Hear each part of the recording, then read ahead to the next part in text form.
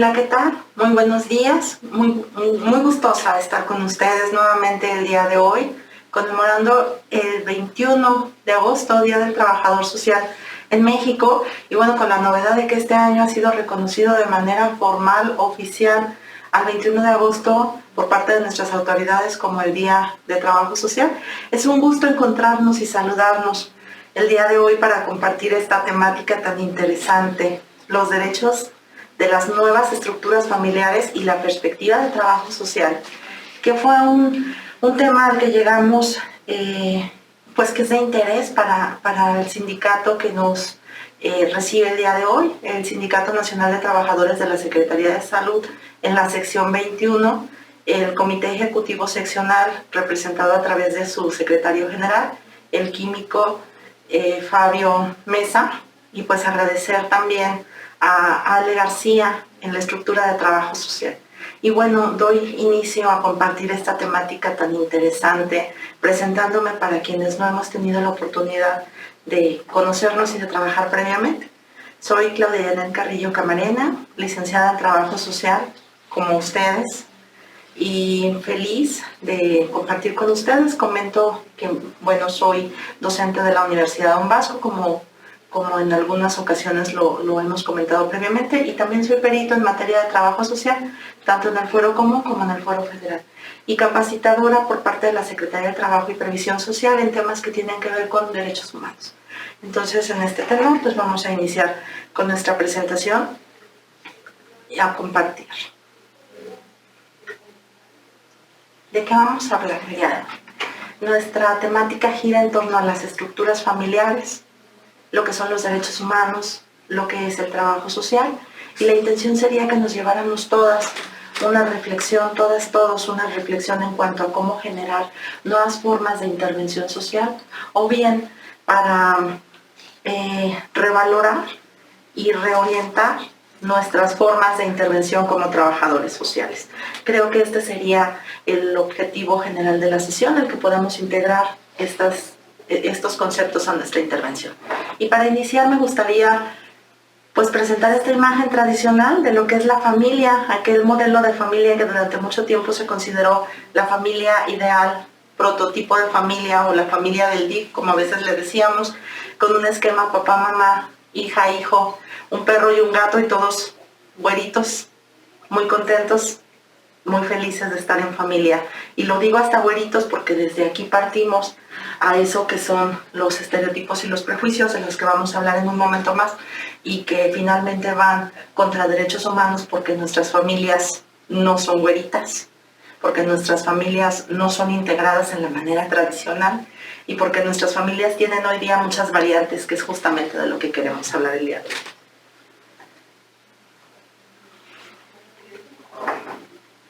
Inicio hablando de qué es una familia, y aquí me gustaría que todos nos parásemos a reflexionar, porque todas y todos nosotros venimos de familias.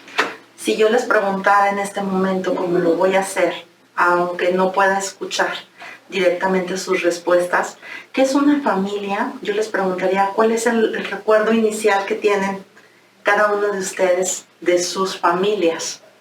Recuerdos gratos, recuerdos dolorosos, recuerdos difíciles, recuerdos de lo que nos han formado como personas y que se componen de una mezcla tanto de elementos positivos como de elementos que nos han fortalecido. La familia es la unidad social de nuestra sociedad. Seguramente lo hemos escuchado mucho en este tenor. La familia es un ente vivo, es un ente cambiante, y la familia es todo aquello que filtra hacia el interior de sus integrantes, como si fuese una membrana que permite que se filtre al interior o que no pase al interior determinada situación. La familia en un contexto social, la familia es lo que permite que se filtre, y esto da crecimiento y evolución a sus miembros, o no permite que alguna determinada información o aspecto llegue hacia sus integrantes. La familia nos enseña a mirar en distintas direcciones, y yo les preguntaría y les insistiría en la pregunta: ¿qué hemos recibido cada uno de nosotros de las familias de donde venimos? Porque finalmente esta primera mirada que recibimos de la familia es lo que nos va a relacionar con el mundo y es desde donde vamos a realizar nuestras intervenciones profesionales. Por eso es importante partir a hablar de la familia que tiene Claudia y de la familia que tiene cada uno de ustedes, porque tenemos, ya lo saben, como trabajadoras sociales, dos familias: de donde venimos, nuestra familia de origen, y la familia que formamos, que es nuestra familia nuclear. Entonces, ¿qué nos da nuestras familias?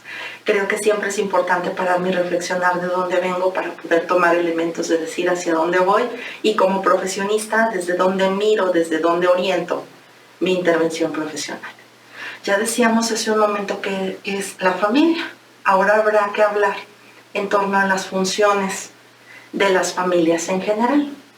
Y aquí tendríamos que hablar de funciones de cuidado y autoprotección. Papás hacia los hijos, hijos hacia los padres. Funciones de afecto. Todos necesitamos vivir y convivir en un escenario donde el afecto sea una constante. Dar amor y recibirlo, dar ternura y recibirla. Y bueno, la familia tiene también la función social de la reproducción de la especie y de la procreación. Esta es otra de sus funciones, el perpetuar que la especie humana continúe. Hay una parte que tiene que ver con el posicionamiento social, y aquí tendríamos que hablar qué es lo que yo he recibido de mi familia, cuántas opciones en la vida he tomado por el simple hecho de ser de la familia de la que vengo. Posición social que puede ser muy favorable cuando tengo un esquema social que hayan construido los que están antes de mí para mí, y posición social que construyo con mi actuar hacia los que vienen. La familia tiene función también de comunicación, de aprender a comunicarnos y a socializarnos al interior. También lo que tiene que ver con la adaptabilidad de sus integrantes hacia ese entorno siempre cambiante que fuera el medio social.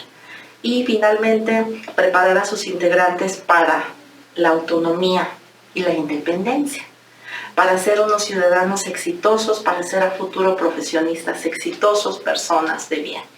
Estas son básicamente las funciones familiares, y esto es una realidad que nos es constante y de intervención para los trabajadores sociales, a quienes nos han dicho que la familia es principalmente una de nuestras áreas de intervención.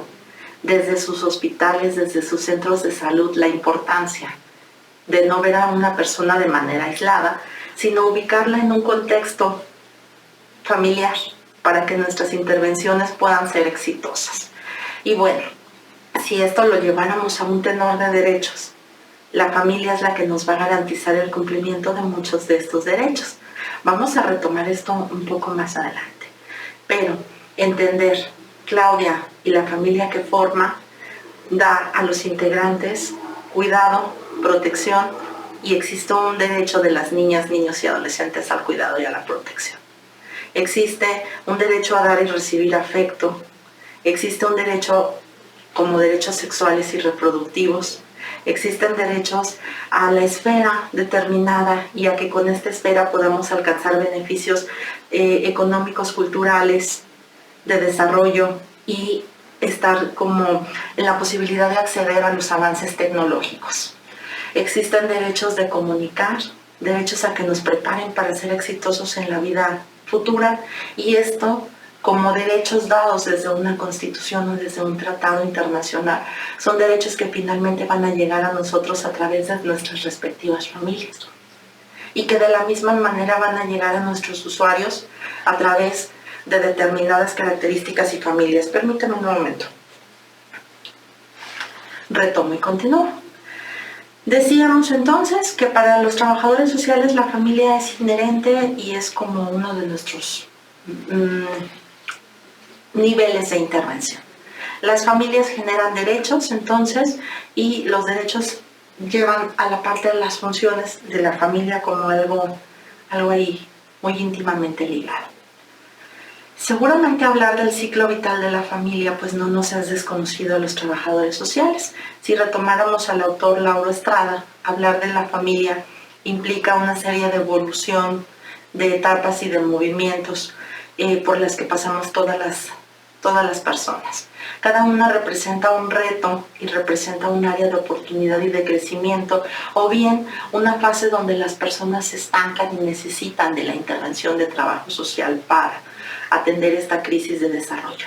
¿Cuáles son esas etapas? Las conocemos como desprendimiento, la fase donde nos separamos de nuestras familias de orígenes, la fase de encuentro donde me conecto con la persona con la que quiero formar una familia, la fase en la que aparecen los hijos, nacen los hijos y hay que criar los hijos.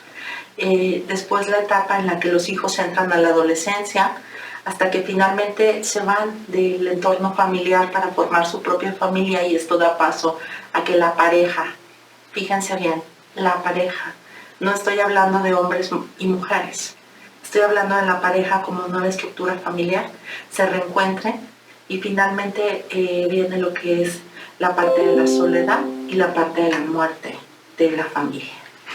Cada una de estas etapas nos trae retos y características, pero entonces yo quisiera que pudiéramos ir entendiendo esto también en un tenor de derechos humanos. Me voy a regresar acá.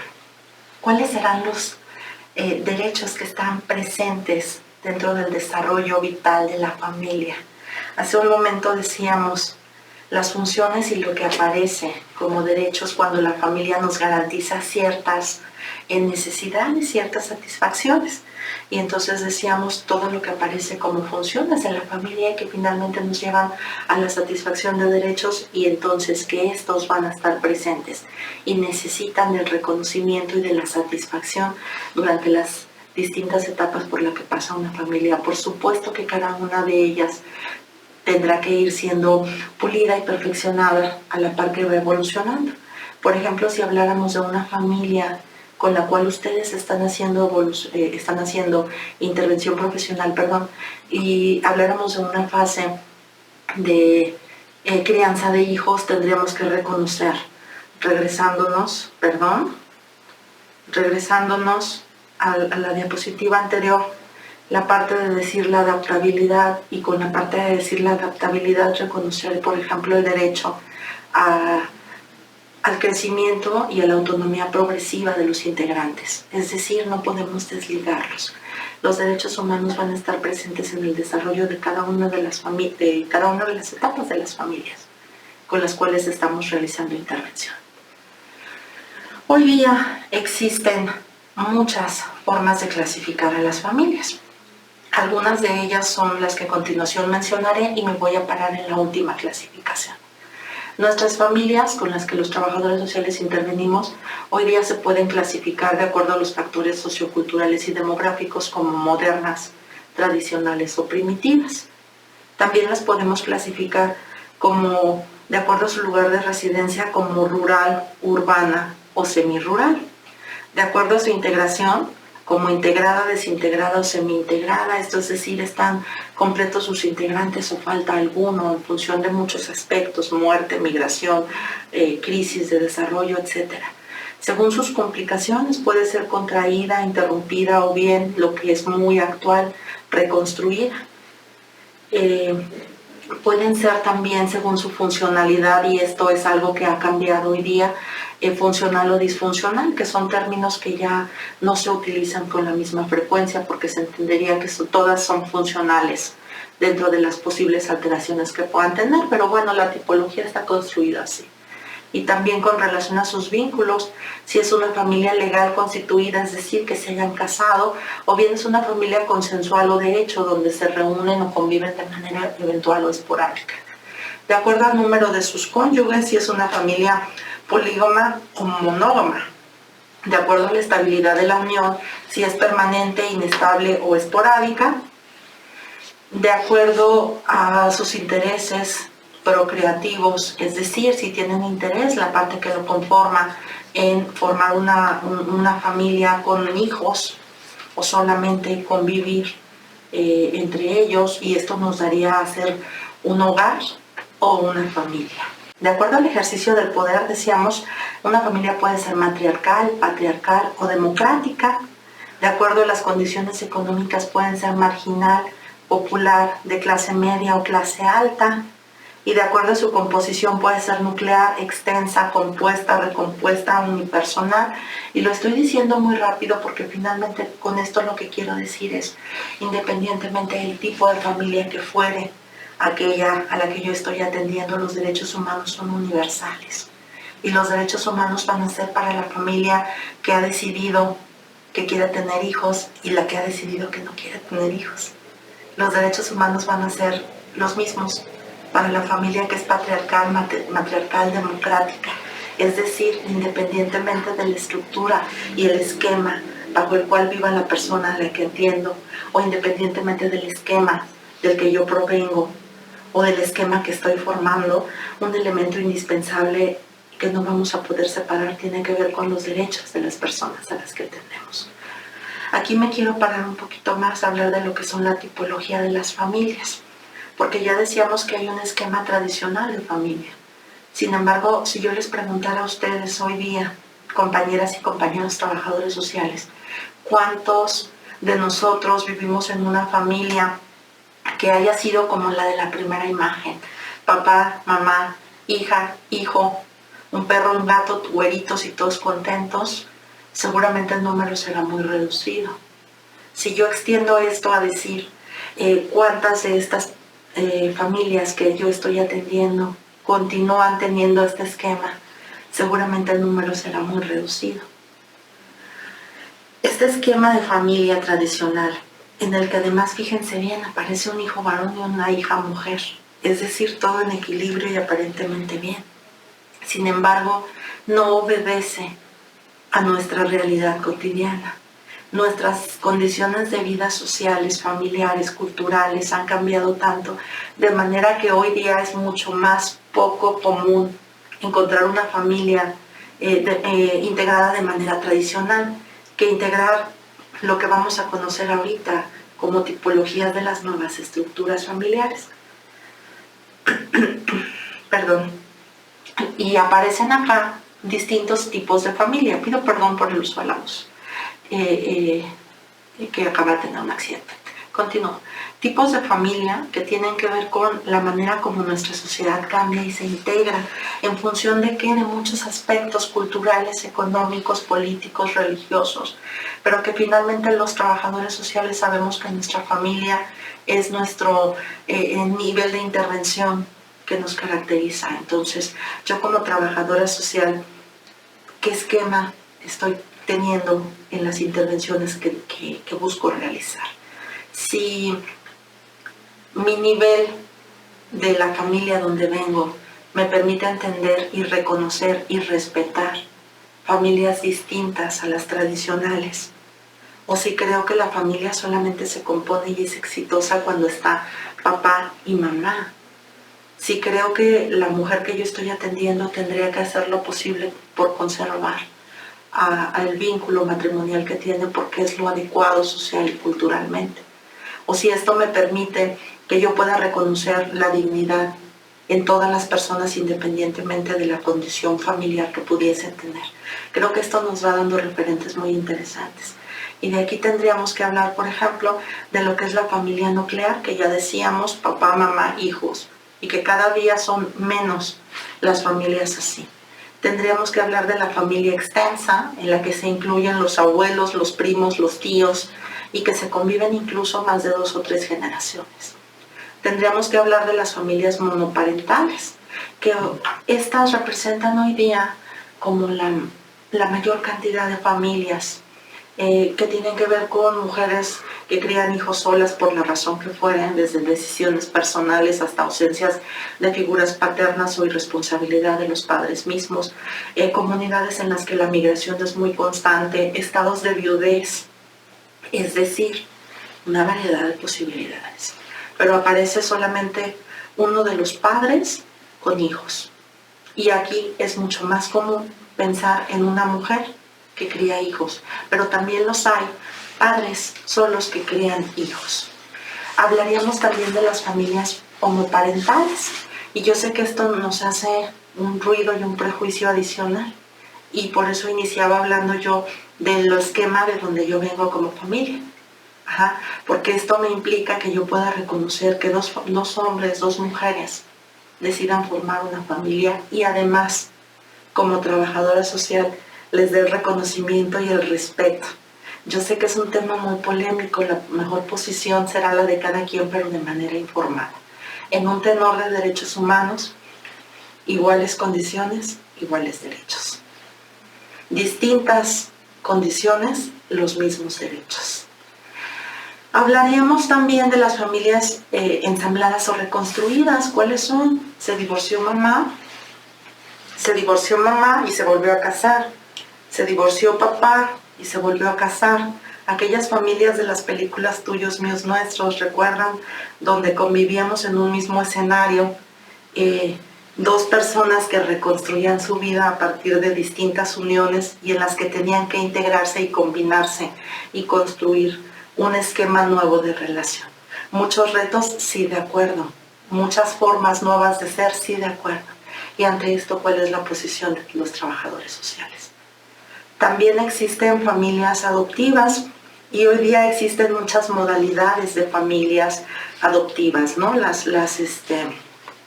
Estas cuando la adopción se da de manera plena, lo que son los hogares de convivencia provisional, y bueno, existen y existirán tantas áreas y formas de cuidar a nuestros niños necesitados.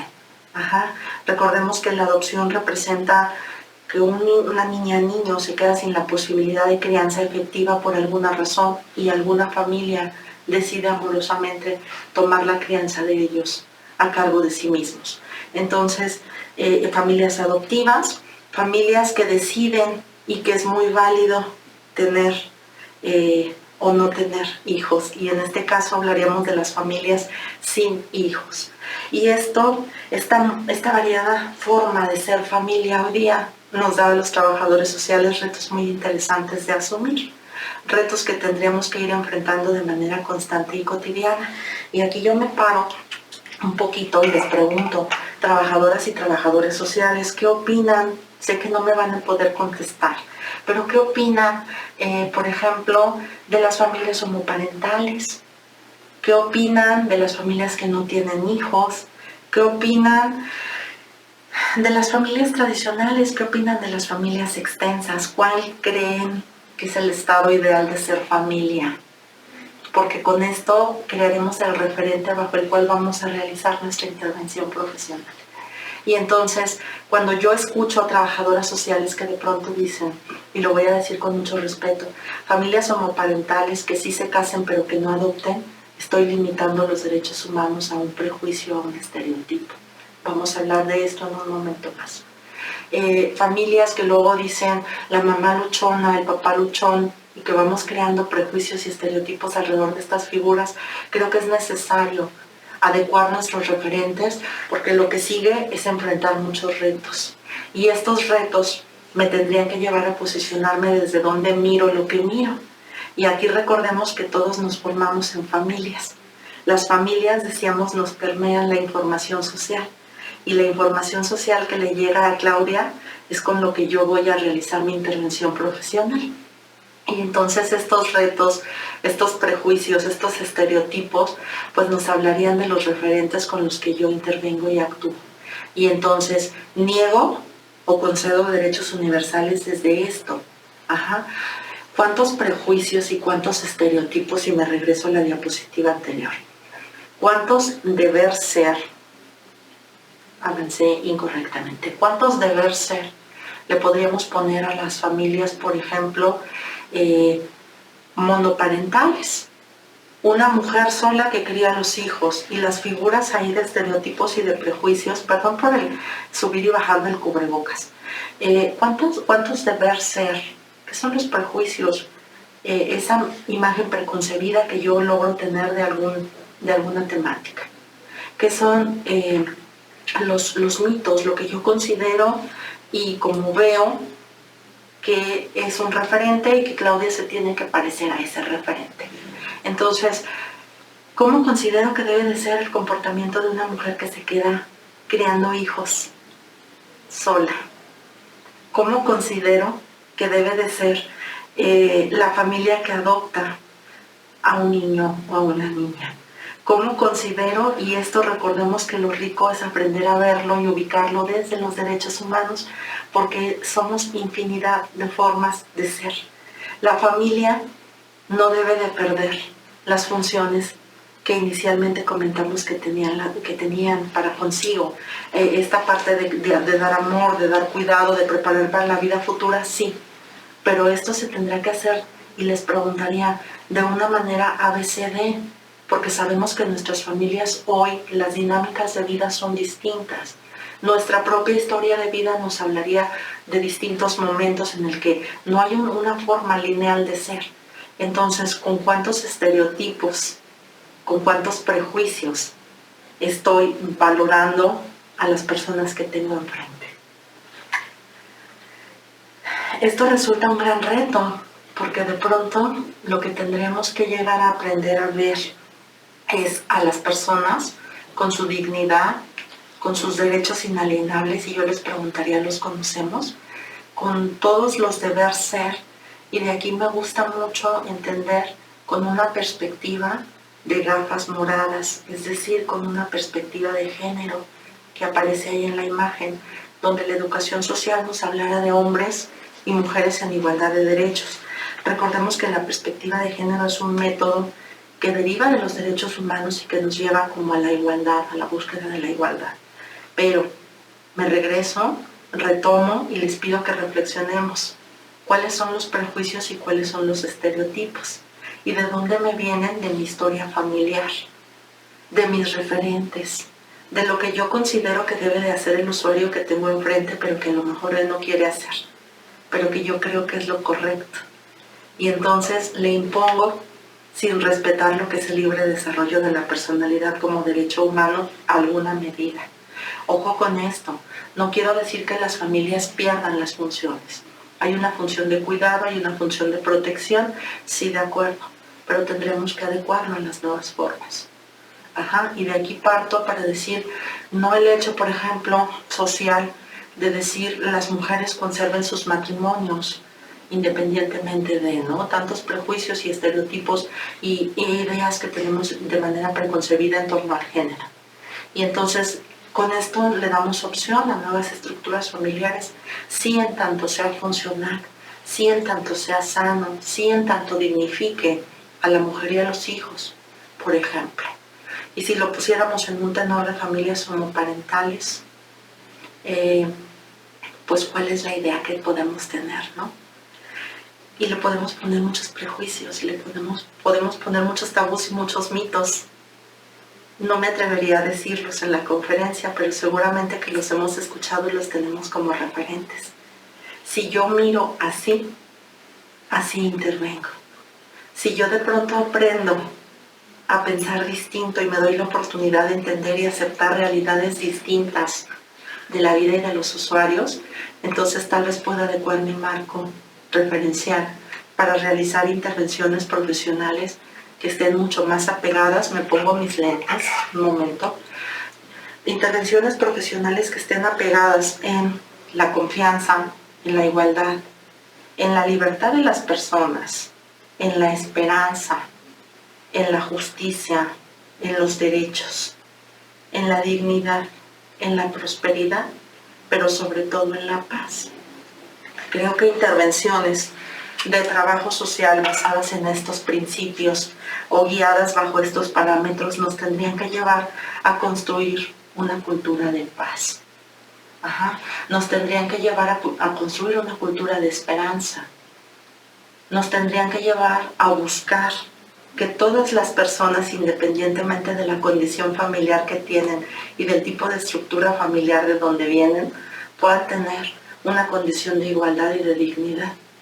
Contrario a esto, seguiremos cargando prejuicios y estereotipos de las mamás luchonas, seguiremos alabando más la figura ausente que la mujer que lucha por sacar adelante a sus hijos.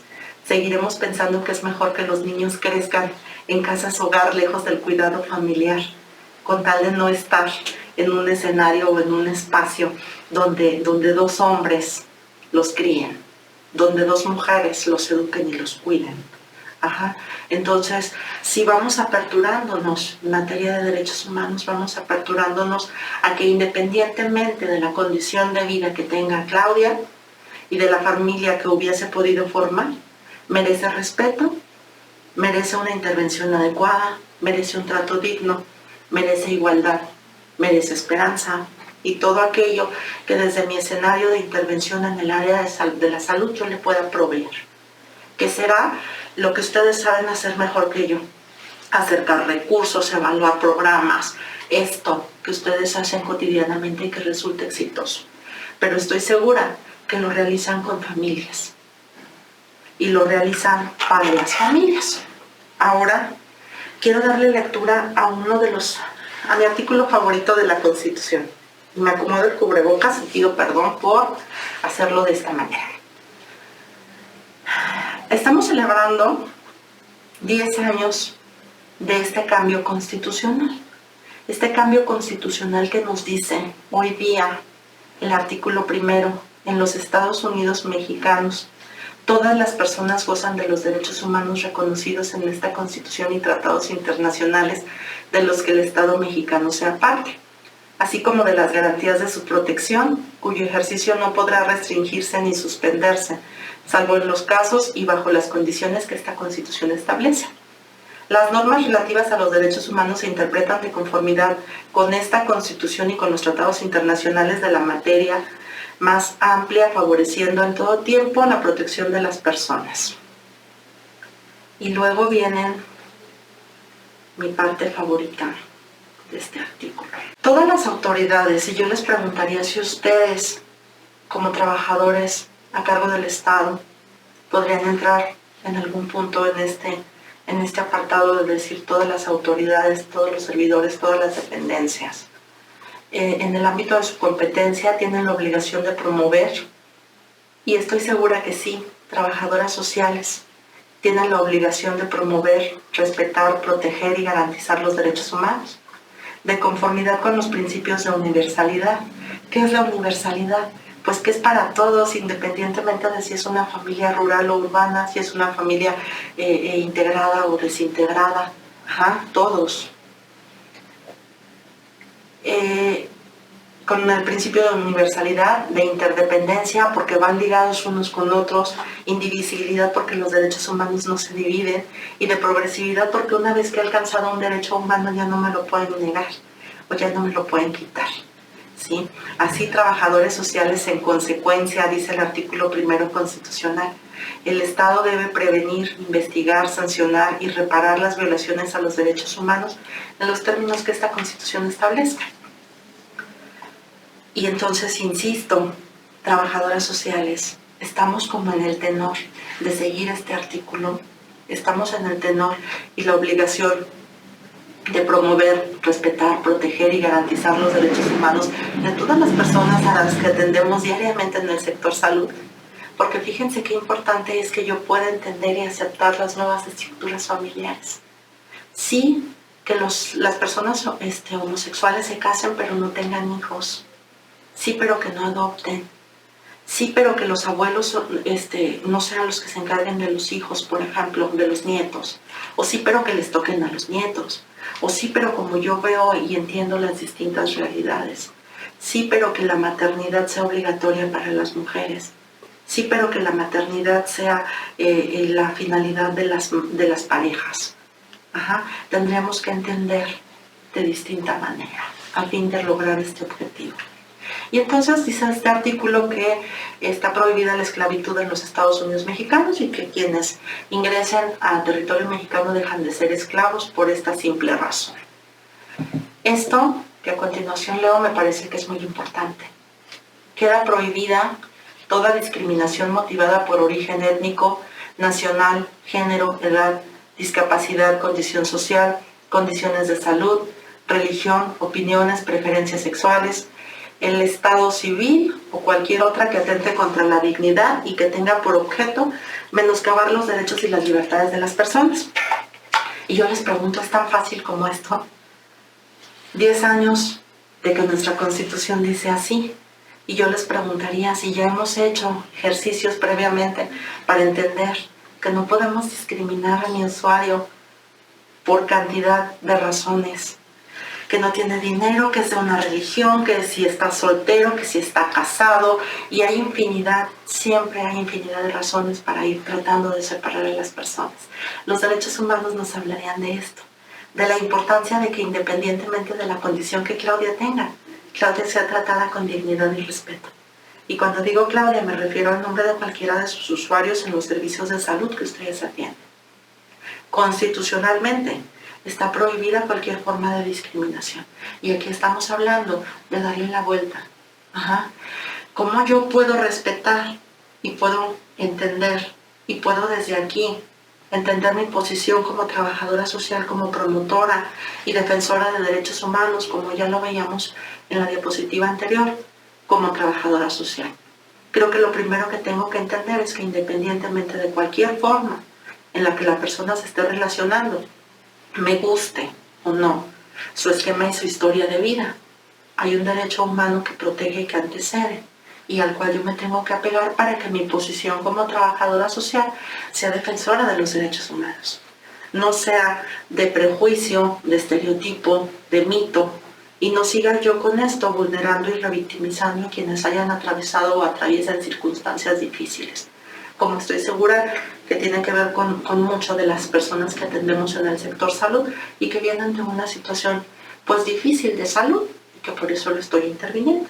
Entonces no se trata de revictimizar o de violentar los derechos que puedan tener las personas. ¿En qué se basa mi actuar como trabajo social? Creo que lo primero que tendremos que tener es un respeto y un reconocimiento. Hasta ahorita no hemos hablado mucho de los derechos humanos. No hemos dicho cuáles son los derechos humanos.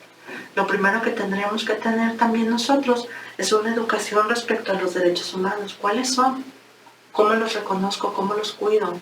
Está bien, te quiero respetar tus derechos humanos. ¿Cuáles? Lo primero que tengo que hacer es reconocerlos, conocerlos, listarlos, buscar vivenciarlos, reconocerlos en la persona que tengo enfrente. Tendremos que hablar de un respeto, tendremos que hablar de educación, en un sentido personal, yo educarme para respetar los derechos de los demás y hacer lo que estamos haciendo el día de hoy, capacitarnos, que sería la educación para el trabajo, capacitarnos como bien lo hace el sindicato que el día de hoy nos permite estar reunidos reflexionando en torno a la importancia de esta temática y finalmente realizar la promoción correspondiente para que la persona sea tratada con dignidad y de la mejor manera posible. Esa es una función inherente al trabajo social. Cuando yo estudiaba, decían el valor y la dignidad humana. Y muchos años después me los encontré con el nombre de los derechos humanos. Los trabajadores sociales tenemos que ser promotores de esa dignidad de las personas, pero también tenemos que ser promotores de los derechos humanos. Ahora, los derechos humanos, ¿cuáles son? ¿Dónde los leo? ¿Cómo los entiendo? Muy bien, como el día de hoy no tenemos tanto tiempo para estar listando todos los derechos humanos de los que se hayan dicho hasta este momento, pues valga decir que de manera general hay dos formas de reconocerlos. Una forma fuera decir los derechos que Claudia tiene por el hecho de haber nacido. Esa sería una concepción. Y la otra sería decir y que están escritos. Esa es una forma positivista de entenderlos. La primera es una concepción naturalista. La segunda fuera decir dónde están escritos, yo de ahí los leo y de ahí los entiendo. ¿Cuáles son los derechos humanos? Ok, nuestra Constitución mexicana, que es un material que tendríamos que haber leído y conocido, nos marca los primeros 35 artículos aprox y después los que tienen que ver con el juicio de amparo un poquitito más adelante, el 107 aprox, 109 más o menos. Pero estos primeros artículos de la Constitución nos hablan de los derechos que tienen todas las personas. El primero ya lo leímos y es muy importante conocerlo. Segundo, la pluralidad de ideas y de modos de vida los pueblos originarios y los derechos que les concede la Constitución. Es decir, mi usuario que llega con su traje típico, que tiene forma distinta y que a veces son los que decimos vienen de pueblos y comunidades que pudieran ser un poquito conflictivas o que no tan fácil aceptan ciertas ideas por sus mismas formas de vida, tienen derechos independientes. Ajá. Tercero, pues a la educación, ya lo sabemos. El cuarto, que es bien grandote, a la familia, al medio ambiente adecuado, al agua, al deporte, a la cultura. El quinto, que tiene que ver con el ejercicio de la profesión. El sexto, séptimo, que tiene que ver con la libertad de prensa, con la libertad de escribir, con la libertad de asociarme. Son muchos los derechos que tienen considerados ahí nuestra Constitución y que tendríamos que acercarnos y conocerlos. Ajá, no voy a seguir listándolos porque se los voy a dejar de tarea. Hay derechos muy importantes, los derechos de procuración e impartición de justicia, que también tendríamos que conocer. Ojo, ustedes que están en el sector salud, por ejemplo, los derechos de las personas cuando son afectadas por delitos y que tienen que llegar a un centro de salud donde los van a atender, cuáles son los derechos que tienen. Ajá, el derecho al servicio mismo a la salud, en el artículo 4. Entonces, de ahí tendríamos que leerlos. Ahora, los voy a leer. ¿Están a la par? Sí. Ya decía el artículo 1 constitucional, los derechos humanos reconocidos en la Constitución y los tratados internacionales. ¿Cuántos tratados internacionales? Pues son como 350 aprox los que México ha firmado, reconocido y ratificado. Trabajadores sociales los conocemos, y si no los conocemos hay que darnos por ahí una clavadita de lectura. Hay muchos derechos sexuales y reproductivos, y luego, por ejemplo, cuando veo a trabajadoras sociales opinando en torno a temáticas como el aborto, y que de pronto no reconocen el derecho humano a la maternidad, digo, sí hay que verlo pues, pero no de una manera religiosa, hay que verlo de una manera informada, hay que dar una opinión más profesional, más cercana, menos en el mito, menos en el deber ser y más apegada a la realidad que tenemos. Ustedes como educadores en materias de temas de salud seguramente que me puedan dar una lección muy grande de lo que son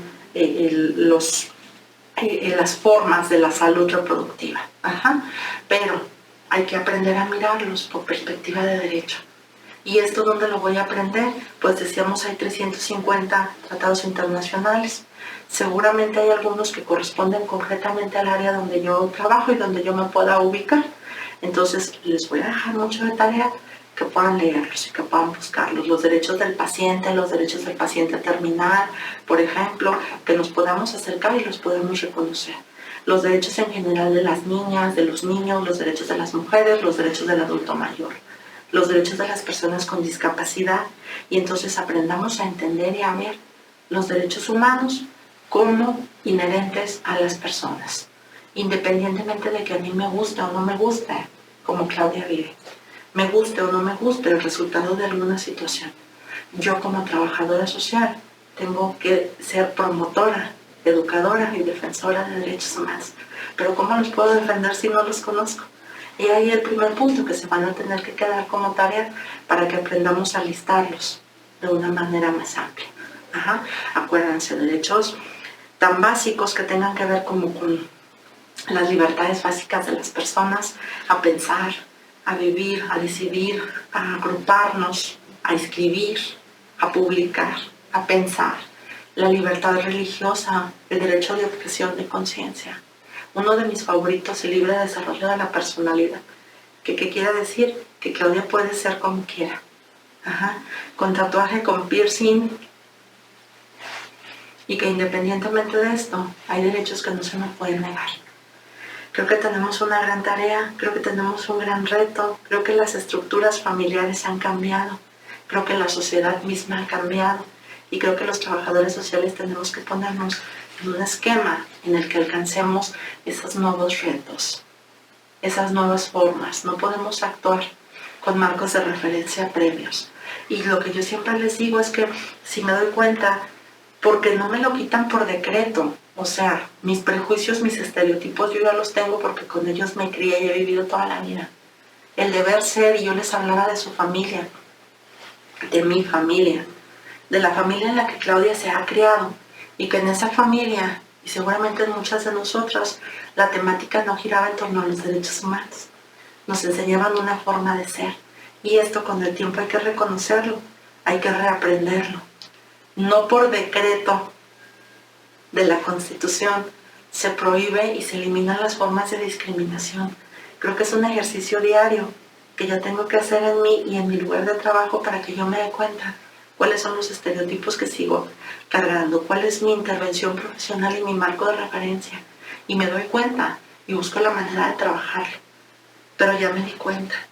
Y lo otro es que a lo mejor ni siquiera me doy cuenta de que soy prejuiciosa con la gente que llega con una imagen de tatuaje en el brazo y que ya por eso le pongo una etiqueta y lo juzgo de determinada manera. Hay que trabajar mucho en nosotros, hay que observarnos, hay que aprender a ver con una visión distinta, que sea una visión de derechos humanos, que sea una visión respetuosa de las particularidades de cada una de las personas y que nos permita posicionarnos como promotores y defensores de los derechos humanos. Tenemos una estructura familiar muy cambiante y tenemos un gran reto adelante. Las familias ya no son lo que nos enseñaron a ser. Las personas ya no somos como tendríamos que ser.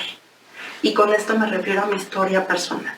Acuérdense que dijimos que las funciones y el ciclo de vida de las familias van a permanecer. Pero se trata de ir atendiendo a los derechos en cada una de las etapas. Porque dijimos, son universales y son indivisibles y son progresivos y están interrelacionados. Y nuestra intervención tiene que ser siempre basada en el actuar de la persona. Somos promotores de la dignidad de las personas. Pues es cuanto. Gracias por su atención. Feliz día del trabajador social. Feliz día por su hacer. Feliz día por su conciencia de estar aquí. Y pues seguramente por el compromiso que se llevan, que tiene que ver con esta parte de empezar a reconocer mis prejuicios y mis estereotipos desde los cuales yo me relaciono con las personas. Y el compromiso, que podemos establecerlo así, para darme cuenta dónde estoy siendo prejuicioso, dónde estoy buscando que la gente se comporte con mis marcos de referencia y no con sus propios derechos. Entonces, pues es cuanto agradecer la invitación hecha tanto al químico Fabio Mesa como a Ale, nuestra trabajadora social.